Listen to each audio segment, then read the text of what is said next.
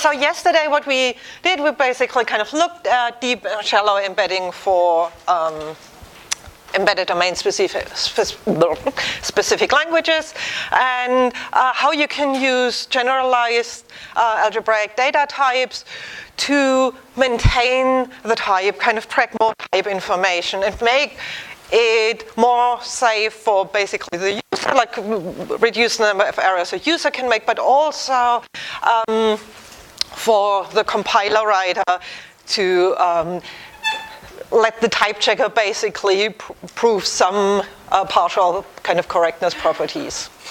And then we talked about the programming model of Accelerate. One thing I realized, I was talking to a couple of people after the lecture, I never really told you kind of how to actually get data into Accelerate, like get started. So there's this, if you just care about running some examples, but not necessarily about getting the best performance, there's this function from list where you just create a list. So you give it a shape description. You remember this set dot colon something 10, for example. And a list, and then it creates an array for you. And then to inject that into the DSL, the function use creates the abstract syntax tree for that. If you're interested in actually writing a real program where you care about the performance, there are specialized parsing implementations for that. So the best thing, if you're interested in using it for real, really is if you have a look on GitHub. So Accelerate is an open source project. If you have a look at GitHub, there is a whole directory of examples here. And because the wireless is not working for me, I can't actually go into the directory, but if you have a look at the examples, for example, there are some sparse matrix operations, and there are kind of more efficient ways to read them in than to first read them in as a list and then convert the list to an array. So just have a look at that, and I'm happy to answer any questions you have. So yesterday at the end of the lecture, we talked about like the shape type class, and I always glossed over the eld type class a little bit. So the type class which kind of restricts which elements I can put into an Accelerate array. So let's have a look at that. So the eld type class basically describes all the elements I can have in the surface language, so in the language which is exposed to the user. And these are just kind of its unit type, or the empty tuple, the usual kind of primitive types you would expect. Float, double, character, bool. Also, you can have arrays of array indices. Sometimes if you have permutations and so on, and you have a lot of indices, you want to store them in arrays as well.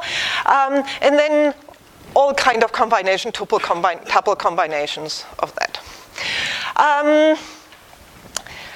So because we have to meet some hardware restrictions, one thing that's not there is nested arrays. So we have multidimensional arrays, but not arrays of different sizes. And the architecture we are compiling for, GPUs, are efficient for processing arrays of elementary type, but that's not so much true for arrays kind of aggregate data types. And for multi-core CPUs, as we are using SIMD vector instructions, that's also actually true for CPUs if we want to get maximum performance. And the set of type the LLVM supports basic types is fixed. So what we do, because we have arrays of all kind of tuple types, right? So what we do, we map automatically these user-friendly surface types to more efficient implementation types. So for example, if we have on the surface an array of pairs, we map that to a pair of arrays. And that happens automatically. And users can define their own algebraic data types, and then they can extend the alt type class. So the way this mapping works is via something called type families. And if you're not familiar with that, but you're familiar with C++, then you will know kind of traits from C++, which map types to other types. So basically, type families in Haskell are just kind of a restricted form of functions which take a type as an input and return a different type as an output. So this basically says, well, alt wrapper is a function that takes a type as an input and takes another type as an output. And these type instance things are kind of the rules. So this is like the type annotation on a function level, and these are the rules that actually describe the mapping. So it says, well, integers, they are fine, so we map integers to integers. Floating point values are fine.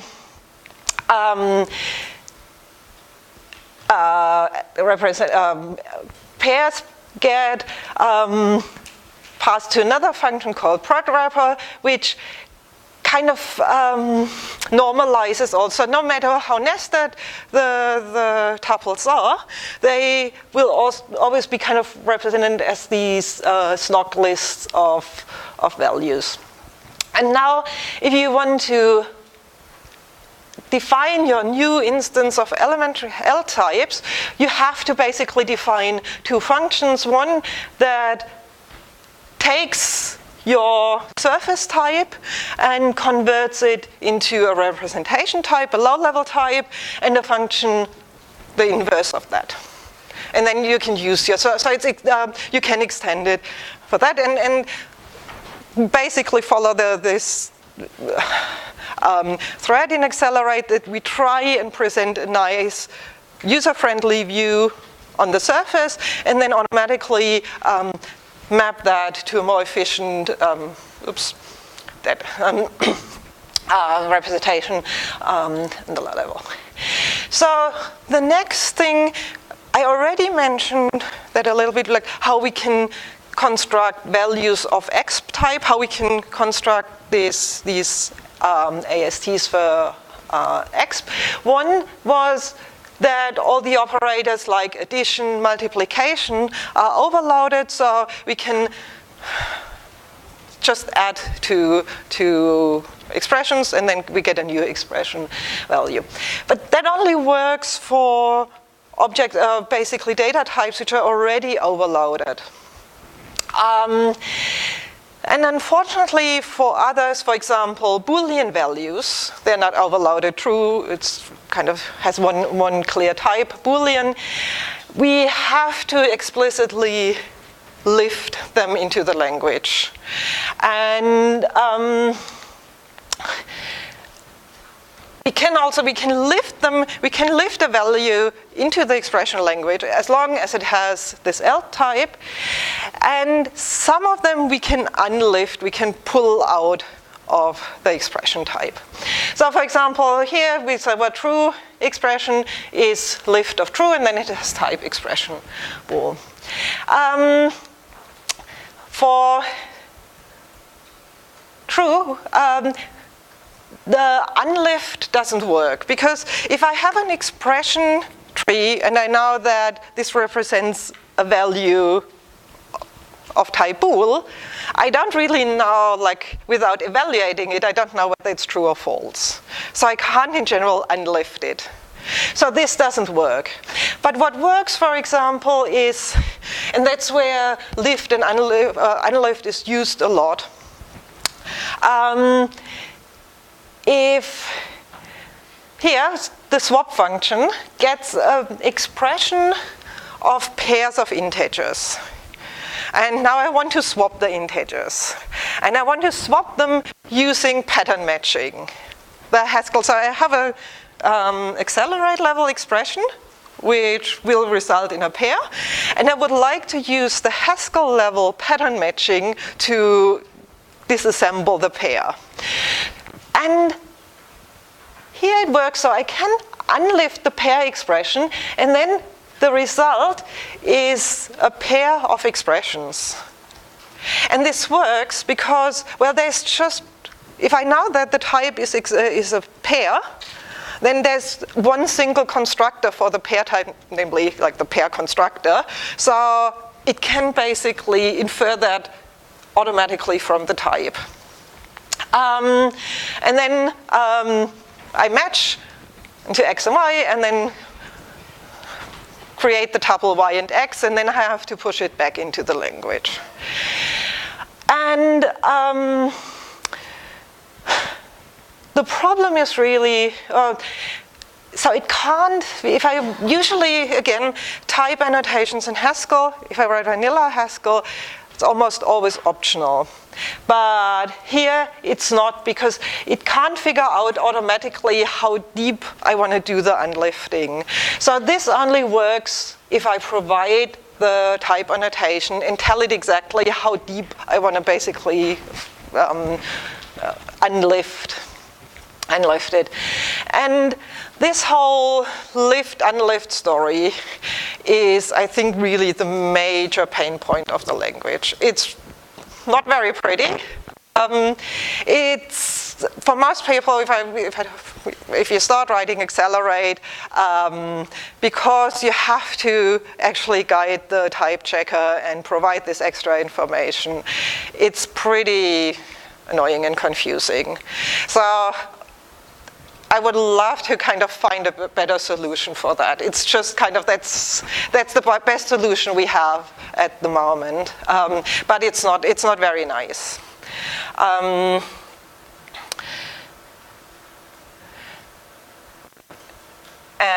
let me see.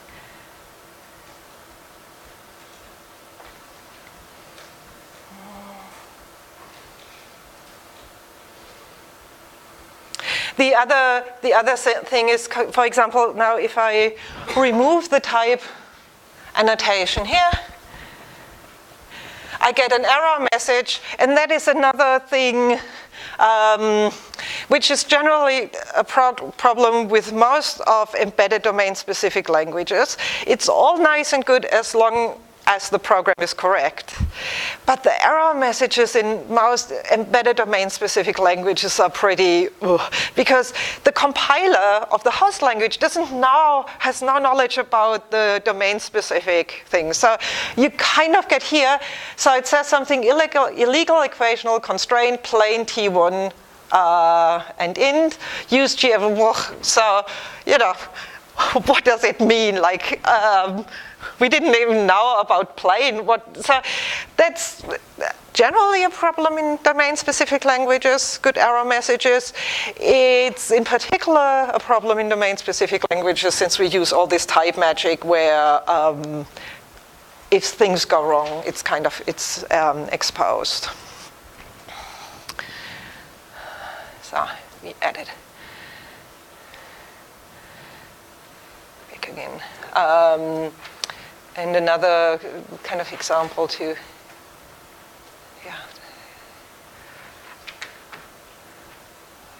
Yeah, so there, I'll put the code online so that you can have a look at more examples.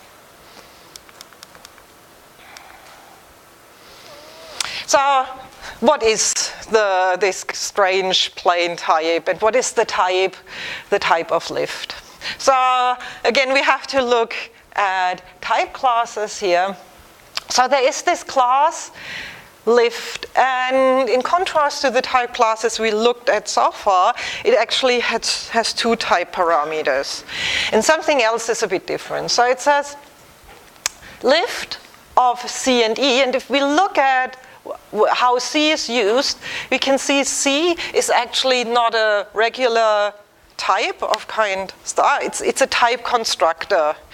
it's applied to another type. So type constructor like list, tree, expr, ACK, and so on. So basically, this type constructor C and the regular type E are in the type class lift. If I can define a function that takes such a regular E and ignore the plane for a moment and basically injects it into C of E. Now what's plane? Plane is something called an associated type. And that's pretty similar to a type family. What it says, so this class comes with two things. It comes with a function and with the type. So it says, if you want something to be in this type class, then you have to define the function lift for it. And also you have to define a type plane of E for it. And what does plane do? Plane just strips away all the expressions and the X. So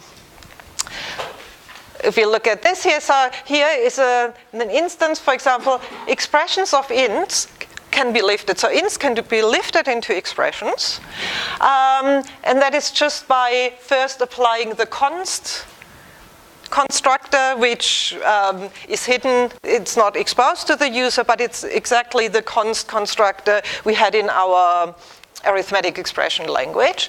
And you apply this, and then the expression constructor. And plane of int is just int, so it doesn't do anything. But here we can see plane of expression E is E. So plane is something that takes a type and just removes all the expressions and the X. So if I have an expression tree and I want to know what the actual type is of the result, then I use the plane thing. And I can only lift something kind of into so I can lift E into the plane version. So E can already be an expression thing. So the plane stuff is just kind of delete all the expression types from it and get the naked type.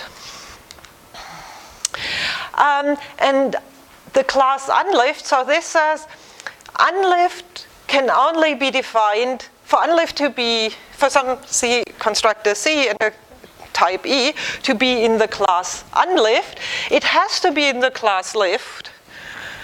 But implication doesn't mean like that's kind of it has to be in there. And then also the unlift operation has to be defined. And as I said, that's just, you can't in general define that. You can only define that basically for any kind of type where by looking at the type, there's only one type constructor. So that's sufficient. Because for the value in general, we need the evaluation.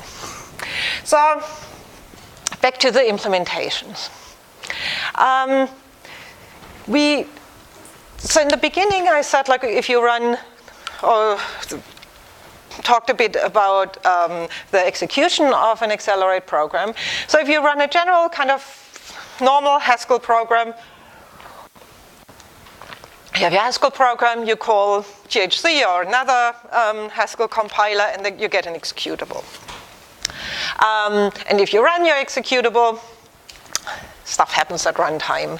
And the compile time and the runtime, they are clearly separated. But with accelerate, the story, we still kind of compile as usual, but then when we run it, basically, the compiler is part of the executable, the accelerate compiler is part of the executable, so we have this compile loop which runs, which executes at compile time, at runtime. So the whole kind of separation between compile time and runtime for accelerate doesn't hold anymore. And this is really, because we compile the AST during the application runtime, Any, yeah? Can you please go back to the that cycle? Can you explain a little bit what happens after compilation and then? So you compile your program, which has an accelerate expression in it, and kind of a run accelerate expression.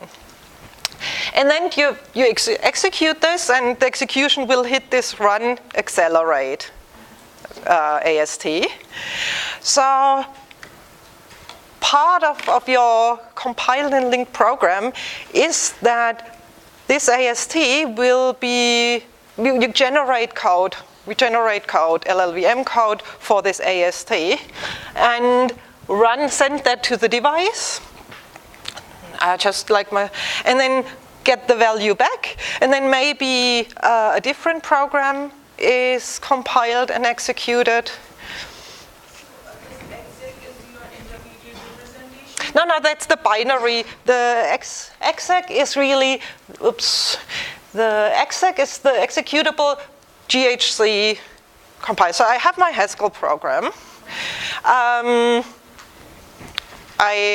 call GHC, and then I get binary executable. And that's also true if I compile an accelerate binary. But part of the executable is basically that if the program contained a run accelerate program, the run takes this, like it creates at runtime the tree.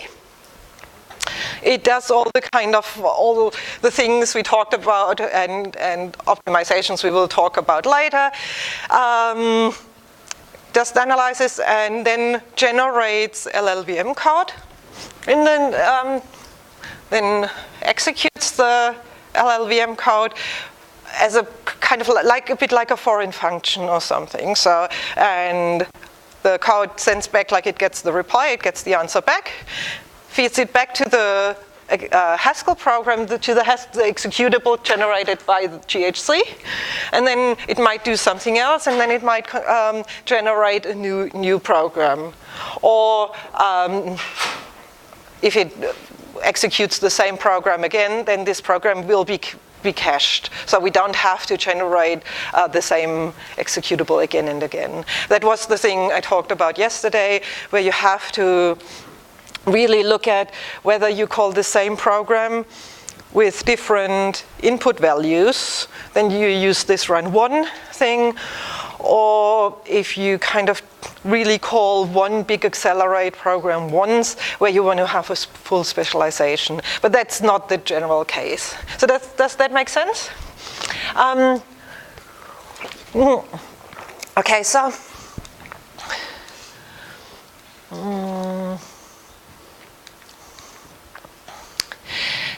so because compile time errors, that is basically the accelerate compile time errors happen at the execution of the binary, they become then runtime errors. So that's why we really insist on kind of going through all this trouble in maintaining the types. And in particular, if we talk later about optimizations, it makes the transformation of the AST, if you want to maintain types at all time, it makes the optimizations harder. The rules become more complicated. So we don't get that for free, but we really, really think it's worthwhile. So as I said, like the source of a type error can be an accelerate user error if it's not typed, or bugs in the compiler. And if we do would we opt for a more lightweight approach and type check the intermediate representation during the accelerate computation. So if you go back to our arithmetic expression language where we had the untyped expression, what you could do, you could take this AST and kind of just run a program which checks whether it's type correct. Then it has kind of two drawbacks. That's done at runtime, so you pay for it, it's slower. And it only shows that this particular program is correct. It doesn't show that your compiler is correct. And this is really a problem that's not accelerate specific, that really kind of, if you end up writing a domain-specific language, an embedded domain-specific language for any reason, and that's kind of more common as people think. And in particular, kind of, if you care about performance, because if you care about performance, compilation is even more challenging than it usually is. Then I really, really recommend go through even if it's harder, try and keep all the types if you can. It's really worth it. Our original, so the first backend for Accelerate, we targeted GPUs only, and by generating CUDA code. CUDA is just NVIDIA's GPU language. And a lot of the bugs we found and a lot of the bugs the users found were actually bugs which could have been avoided if we had a typed language. And now we switched to an LLVM backend. And this makes this actually a lot nicer because LLVM has this typed intermediate language, so it integrates a lot better into the whole story. So basically what I want to say is I'm going to talk a bit about the optimizations we do, and you'll see that we have to jump through a lot of hoops to keep the types around, and I just wanted to convince you that there is really a point, that there's a good reason we do all that. It would be easier, if not like easier to write, but you have kind of the same trade-off you have if you use a dynamically typed language to some extent or a strongly typed language. Strongly typed language, sometimes the type checker can get really annoying, but it also kind of keeps you honest. Here, the work involved is actually a bit more than with the general programming language, but also the stakes are higher. Now, so the first kind of our embedded language we actually wrote as an example was this arithmetic expression language. So let's make it slightly more interesting. Still very simple with 3 constructs kind of. So we want to be able to inject values of the source language into the DSL, basically like the const constructor. Remember the const constructor had this type A to expression of A. So we want to have something like that. And then we want to have function application and lambda abstraction. That's all. But one problem with that is if you have lambda abstraction, then we have to find a story. How can we model variables in the language? So let's say we have our data expression A, where we have the const thing, which is just A to expression A. We have application. What's the type of application of the application constructor?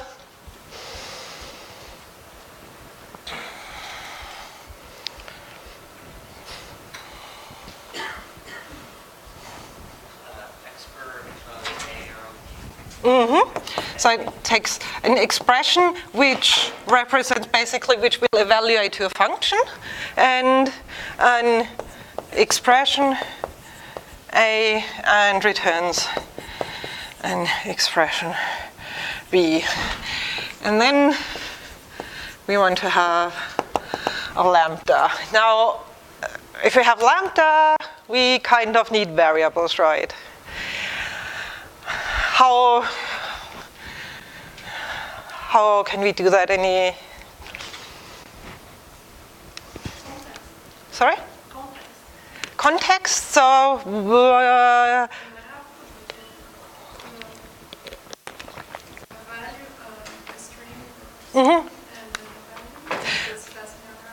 So string, so basically we need something to represent, for example, a string. So we could say something like type var a string or some other, doesn't really matter, some other thing to identify a variable, and then say an expression of what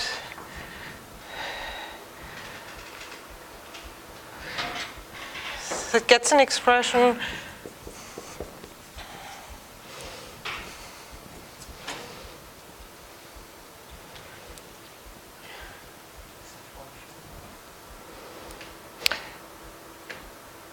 we can maybe kind of parameterize. So we have, so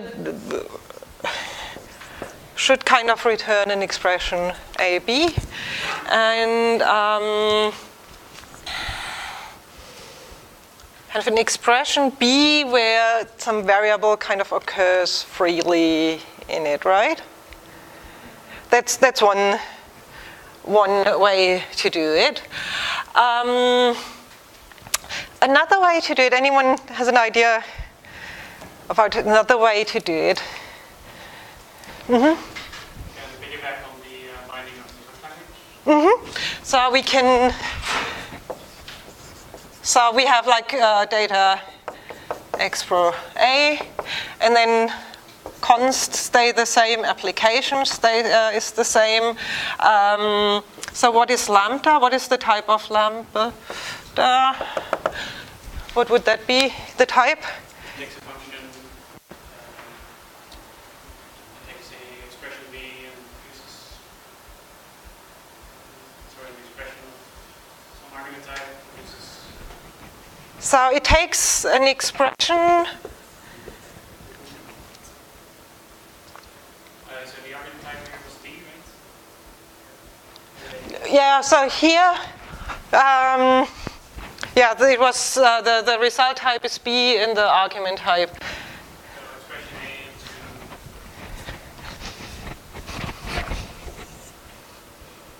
Two. expression B, I guess. Mm-hmm. So it takes basically a function from expression to expression on the host language level, and then what's the result? Type is the same. So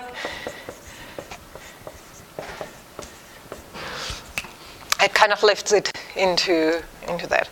And if you now abstract syntax, then this is basically, if like this is higher order abstract syntax, and that's called first order abstract syntax. If you, and so let's start with the higher order abstract syntax.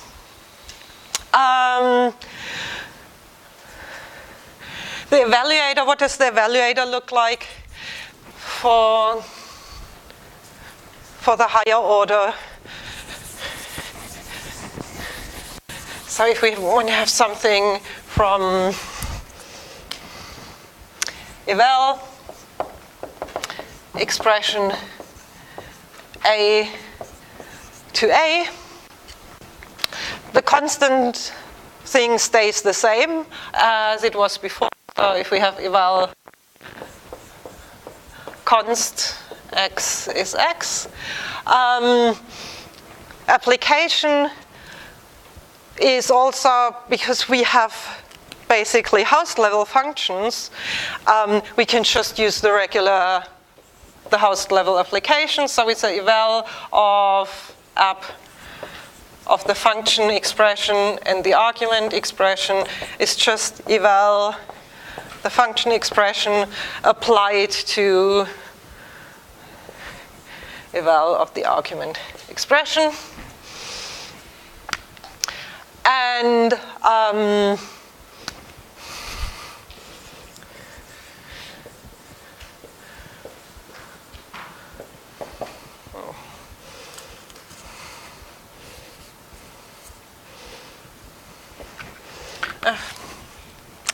we can actually kind of do that in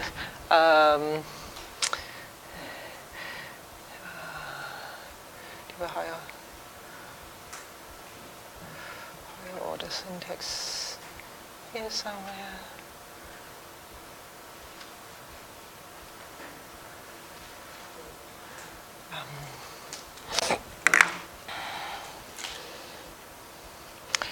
So for the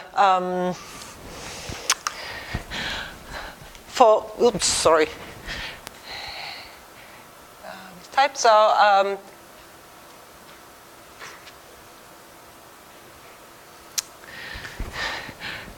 to evaluate the lambda expression, we have to do a bit more kind of wrapping and unwrapping.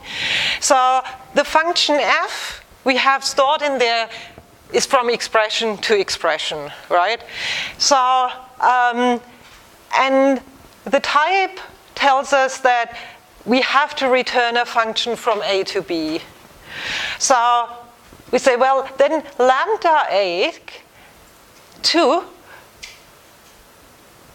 So the a is basically a naked a. So we have to inject it into the expression type, because otherwise we can't apply f.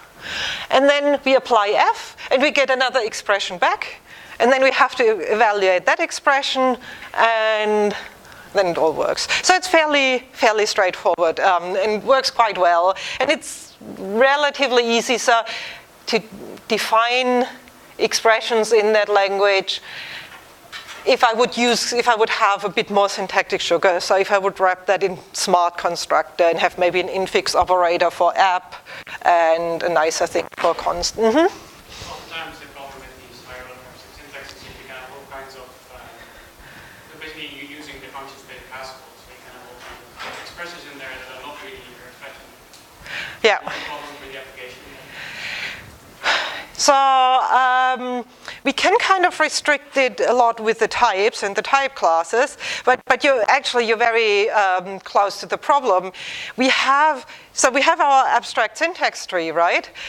And if we want to analyze it, and it's higher order abstract syntax, and there's a function there, it's a Haskell function, we can't look into the Haskell function. So the problem with the higher order abstract syntax implementation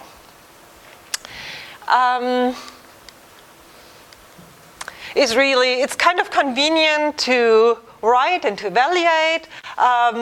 We can use the abstraction and the application of the host language. We don't have to mess around with names or strings for variables and all of this. But it's actually not suitable for what we want it to be, like for what we want to use it for. We can't analyze it. If there's a function, then that's all. It's basically the same problem to some extent like with the shallow embedding, where it's just a Haskell function and we have to take it as it is. So good for surface syntax, not great for internal representation. Then the second option, first order. So let's see whether this is better.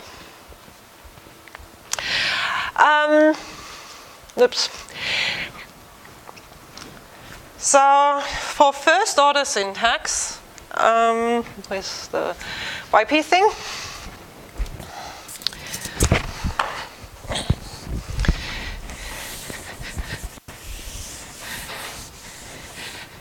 So I'll just leave it there. There, the type eval of x from a to a. So the constant thing, that's not a problem. So we have to write a case for where we evaluate some variable of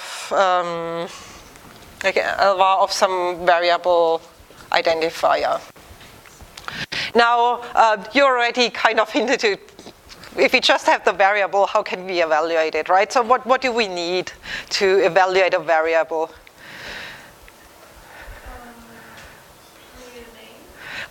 Yeah, so it has some kind of name here. So basically, I have my abstract syntax tree, and I walk down the abstract syntax tree and evaluate all the things, and then the variable is a possible leaf type. Here, so it has a variable ID in there. So what do I need to figure out what the value of the variable is? A context or environment or something. So we definitely need, for this, to evaluate it, the expression is not enough. We also need some kind of environment. Now,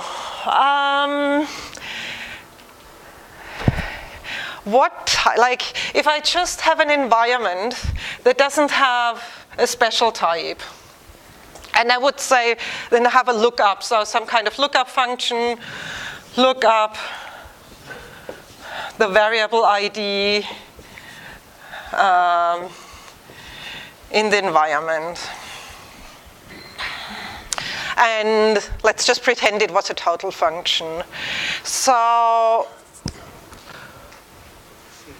what is the problem here?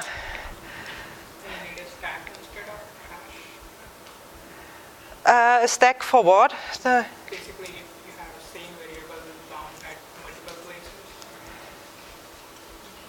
Yeah, so, okay, so if I have the same variable, so that's one problem. Like if I have the same variable, like the same name, x, bound at multiple places. So let's keep it simple and say we'll do alpha renaming and every variable is unique.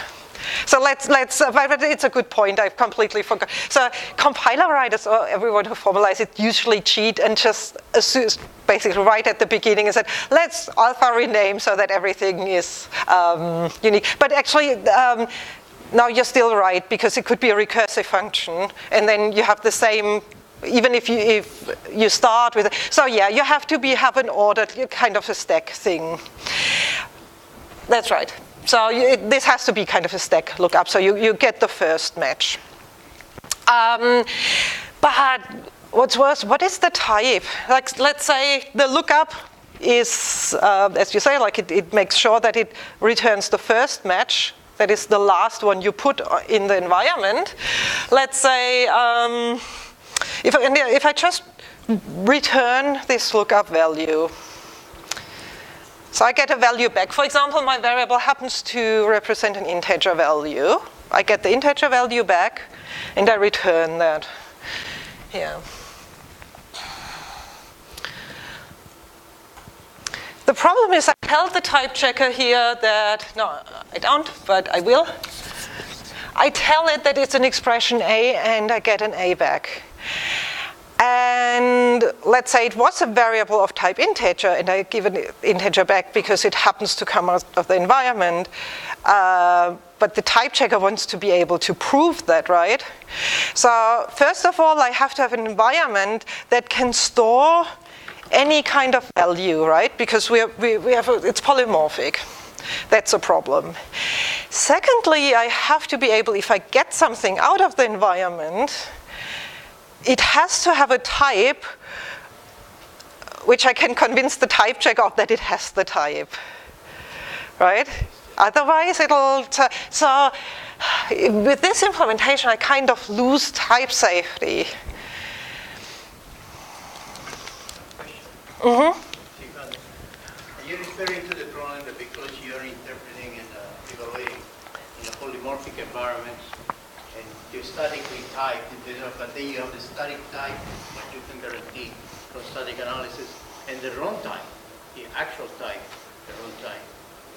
Yeah, so I could throw away all the type information, just say I have an environment which can somehow store all kind of values, and but even if it's a limited number, and I could do something like the result But type trick. I don't know Haskell, sorry. Don't you have some types in Haskell? Yeah, I can do some types. So what I did, we did the untyped evaluator, and the evaluator could return either a floating point value or Boolean, and we had this result type that could be either float or Boolean. That is okay. So I could, if I would limit the A's to a finite number of types, I can kind of define a sum type, which can include all of that. But still, then after the lookup, I can't statically, I don't know which value, like what the type of the value is, and if I unpack it, it could be anything. I can't convince the type checker of it. That string, can we have string and then some enumeration of type, which is like made up from? So we need to kind of, you're on the right track basically, we need the variable to know in its type what it is. And also we need the environment to store all the types it contains. And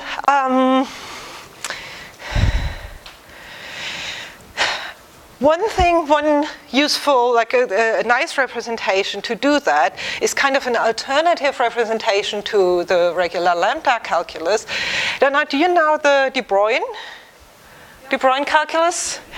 So we're using that because De Bruijn is an index, right? And we can use that as an index in an environment and then have a typed environment. So what we do for people who don't know what De Bruijn indices are, you all know in the first week everyone did the lambda calculus, right? Right? Yep. So lambda calculus, we have names.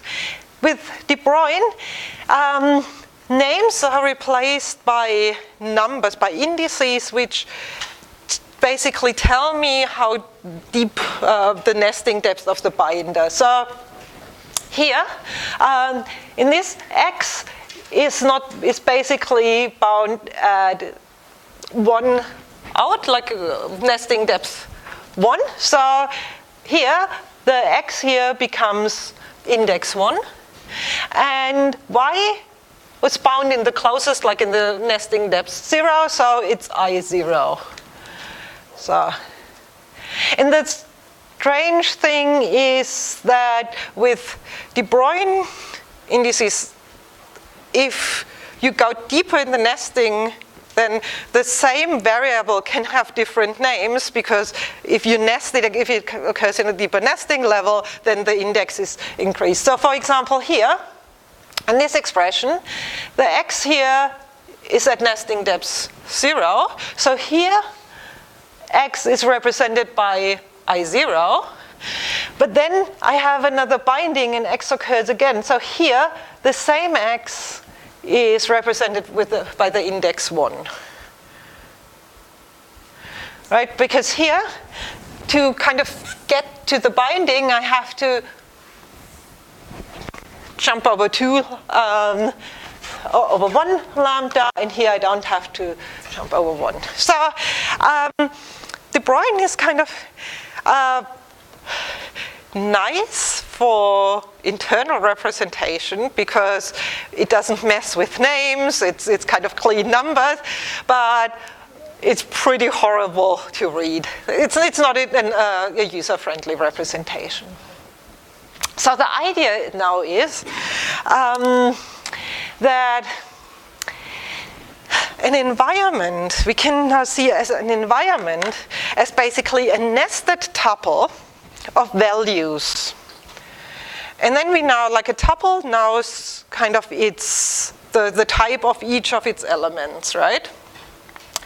And so well, an environment is either empty or a tuple of one value and another environment. And then the ith entry in this environment is the value of the variable bound at nesting level n. So we define a value environment where we said the empty environment is a value environment of type unit, like doesn't have anything in it, has nothing. And then, and here we have the kind of push, the stack kind of representation.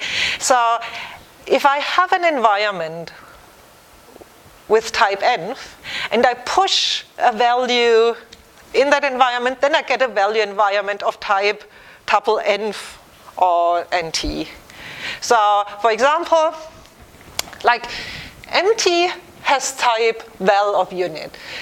Push mt5 has type val of unit int. Push true, and that has this type. So now I have basically an environment where, looking at the type of environment, I know exactly what kind of type is where.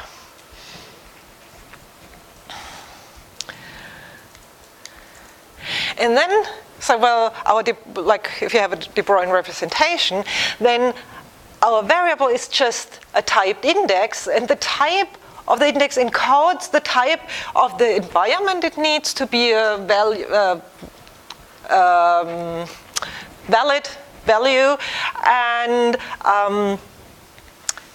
the type of the environment it needs. So a zero index variable is, if the variable is of type t, basically represents something of type t, let's say of type integer, then it's okay only if it's paired with an environment that has a value of type t at the top level, right? Because it will get the value from the first thing. And if I push an identifier of type t, then it has a basically, it doesn't matter what the environment, what the top of the environment is, because it will get, so this was a valid environment for the previous index, and then if I push it one deeper, then no matter what I put on top, as long as the n was valid for the previous thing, it's kind of valid now. So let's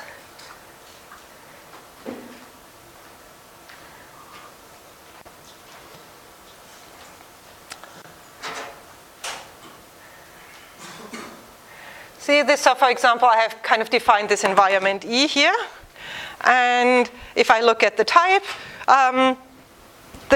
of the environment E is a value environment that has some number value t, so it doesn't know that 5 necessarily is an integer, what it exactly is. It's some number value at the second position and bool at the top position. And then, for example, x, the zero index, can have type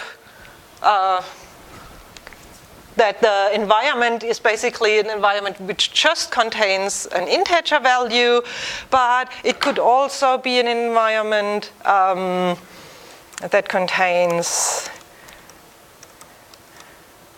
a Boolean value further inside. So the only important thing for zero index is that the top value is an integer. And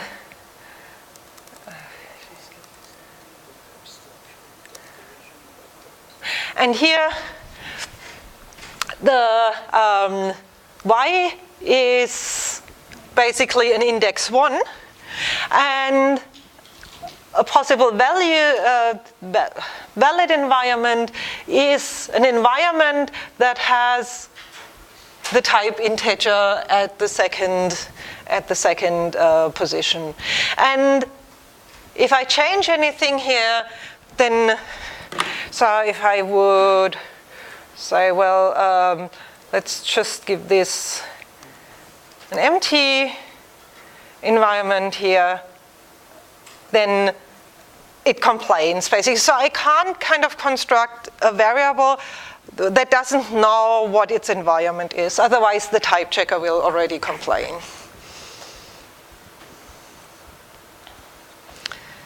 And I mean, I think that's pretty cool. So I now have an environment that's completely polymorphic. I can put any value in it. The lookup function is total. So that's another thing, right? If you ever wrote kind of an interpreter or something where you put things in the environment, it's kind of, if you forget to put the value in the environment and then somewhere you have a lookup function that doesn't find the value for the variable and you don't know where in your implementation you made a mistake. That can't happen here. The type checker would complain.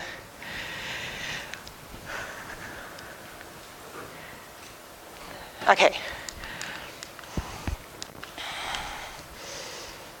And then the lookup function. The lookup function basically is just a projection. So if I have an identifier, then, well, if the identifier is zero index and the environment has this form push value v, then I return v. And this is a total function because I know statically that I can't have the case that projection of zero index and empty environment. The type checker wouldn't have allowed me anywhere in my program to create such an index. And if I have a projection basically in the environment and it's at least like index n+1, then I pop the first value from the stack. So that's, if you remember the anonymous variable, that's a value I don't care, I throw it away. And then I do the projection of, it's the same as projection n of the value environment where I've popped the thing. Like the 0 IDX, why is the type n tuple t? Why not just like the unit type tuple t? Like the bottom of it? Because it could be, you know, it could be somewhere deep in, it could occur somewhere where there is an environment. So because it's a nesting, it's nested, so variables which occurred further outside might have bindings. Maybe we'll look at the evaluator. So it's really, it has to have at least basically 0, the value it's looking for on top of the stack. But there might be more on the environment. And generally there are more from variables which have been defined further outside. And now the term type in our language is parameterized with 2 types. So it gets a bit more complicated. The term has t. T is the old, like what was a here. So t is the value the term represents, and the type of the value environment. And then the variable basically has the type, like if it's an index of environment in t, then variable constructs a term of type n of t. A constant value given a t can have like a term with any environment because it doesn't need any bindings at all. It doesn't have any restrictions on that. And the lambda expression now is interesting. So it basically says, if I have a term where S, the value S is, a value of type S is free, right? Because the environment has the binding, then, and it would evaluate to T. Then it's actually a term of type environment, so because in here it's bound. So I can kind of remove this from the type of the environment. I don't remove it from the type of environment, and it's a function from S to T. Right? If I have a closed lambda term, then if there are no free variables, then the environment can be empty. But if I kind of peel away the lambda, then this innermost index kind of occurs freely in the expression. So it occurs free in here, so to be a legal term, it has to be defined in the environment.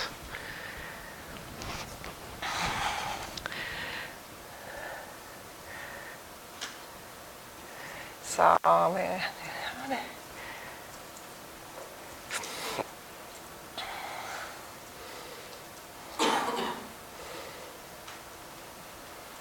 so the evaluator is pretty straightforward, like evaluating a variable, because with the environment, I just use the projection. Is it big enough or is that too small? Shall I, the font, you guys back there, is it okay? Okay. A constructor stays as simple as it always was. And now the lambda thing, so what it does, it pushes, I could have kind of used more, so it uses push as an infix operator. So it takes the value and pushes it on the environment, and then combines that function. So the dot here is function composition. So to make it a bit to eval body of value push x. And then I can not write this in infix notation. So this makes it easier to read. So evaluating, I need a sip of water, I can't speak anymore. Evaluating a lambda expression results in a function that takes a value x and pushes the value in the environment and then evaluates the body with this new environment. And if I kind of just would forget about pushing it on and just accidentally pass the old environment in there, the type checker complains. Okay, the type message is okay, but it complains. And once you, so I can't forget. I can't, as a compiler, right? I can't forget to put the right value in there, because, or at least the one with the right type. And because it's polymorphic, it's actually really hard to get a value of the right type but the wrong thing. So I could do something which would confirm Bob's opinion that Haskell is a horrible language and put undefined on the stack. And because undefined in Haskell kind of has any type, and it would be happy about that. But that's right, really, I mean, okay, I can shoot myself in the foot if I really wanted to. But otherwise, so apart from putting undefined or error on the stack, I can't put anything, like, I can't go wrong here. So this is really an example where if you get the types right, then it works. And it's also a thing where with these languages I always find like it's really frustrating for students if you teach them a functional language, because the solution often is kind of a couple of lines of really simple looking code, but it's really, really hard to write it. And that's kind of very frustrating, right? If you take hours to write it and then you find the solution is a few lines of code, you think, I should have worked faster. But if you actually think what's all going on behind the scenes, it's really a lot. And just because it's very concise notation doesn't mean you have to think about all of that. Yeah, so we basically can, again, I'll put the, I can put the code online and then you can play around with it a little bit and see that you can't actually construct terms that are not well typed or combine them with incompatible environments.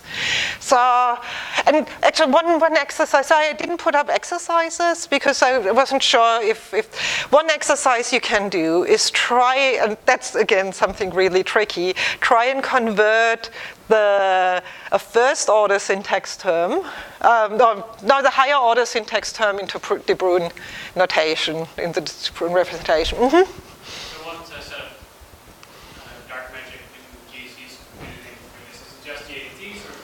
Just basically, yeah, so just GADT, so it's as far as dark magic goes, pretty okay. So if you look at this, so we basically need to be able to parameterize our algebraic data type individually so that different constructors return different types. Mm-hmm.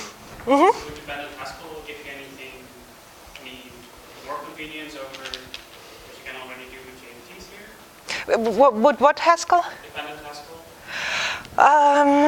No, I think in this case, there's basically everything encoded which you want to encode. Very syntactic. It's all very syntactic, yeah. So I can't think of anything.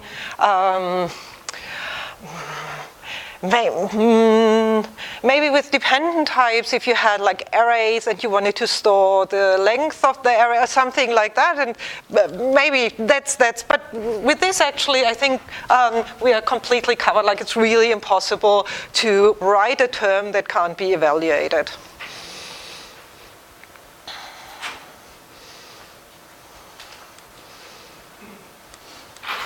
Okay, so we again have this situation that we have something, a representation that's convenient to use, but not suitable for internal representation. So we have kind of higher order abstract syntax that's what's used in Accelerate for the user, and then we convert it internally to this type De Bruijn notation representation. Which would be a pain, like you really didn't want to write your program with De Bruijn notation. But as internal representation, it's pretty good. Yeah. So that's basically what happens. So it's similar with the data types where we have the nice surface types, and then we map them with type magic to an efficient internal representation. We do the same thing with a higher order syntax. And so yesterday I took a bit longer, and probably today I might end a bit earlier because I don't want to start the new thing. So just if you think that the problem is solved now, unfortunately, there still is one big problem with this representation, and I'm going to talk about that tomorrow. Would anyone be interested? Should I put the De Bruijn thing up and you can try and figure out? If you can figure it out by yourself, you're really good how to convert it. Yeah, so I put the code upstairs and upstairs. I'm really jet lagged, so I'm usually not quite that bad. Anyway, thanks a lot, and I'll put the code online.